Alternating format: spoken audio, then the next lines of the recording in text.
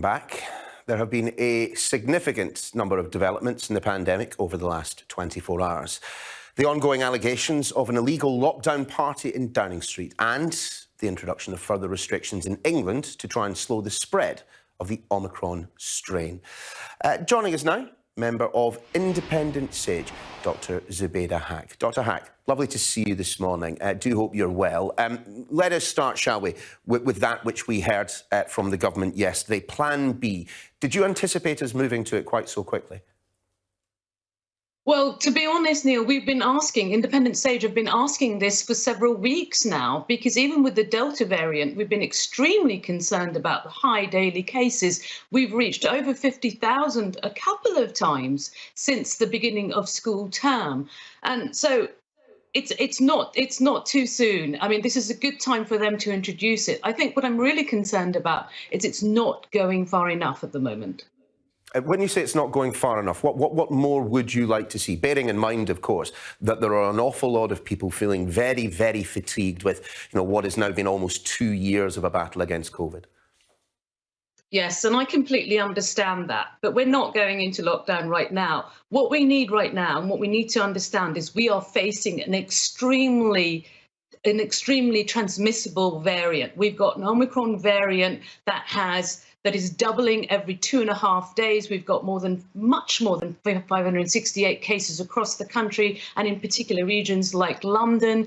And the biggest unprotected group right now are children, and yet they are the most, and yet they're not vaccinated. There are no mitigations in schools at all. And yet the government haven't come up with a single new measure to protect children in schools. So that certainly would be one of the things that we would be asking for. We would be asking for face masks in classrooms. We would be asking for the government to improve ventilation over Christmas, perhaps a reintroduction of bubbles, and certainly fewer parties in schools. On top of that, I think the public will be really confused, Neil. The government have talked about face masks, but it's face masks in some places like theatres and cinemas, and not in pubs and restaurants. And that doesn't work. The virus doesn't know when to stop and when to carry on. So we need comprehensive, good information about face masks from the government and comprehensive coverage.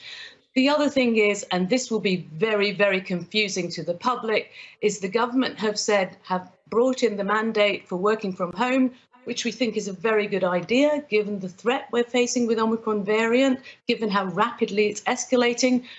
But at the same time, they've said, go ahead and carry on partying. And that is an extremely confusing and dangerous message to give to the public.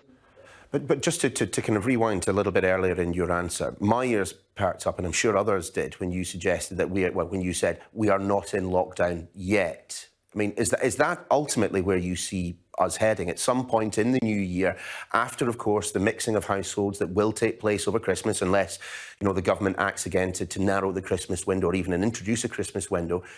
Do you see potentially lockdown looming large on the January horizon? It's really difficult to say. I think it's a question of how many more measures the government bring in at the moment. And as I've said, at the moment, it really isn't sufficient. The government is still dragging their feet. They're still saying you can take lateral flow tests and not necessarily self-isolate. They've still got this inconsistent message about, partying versus working from home.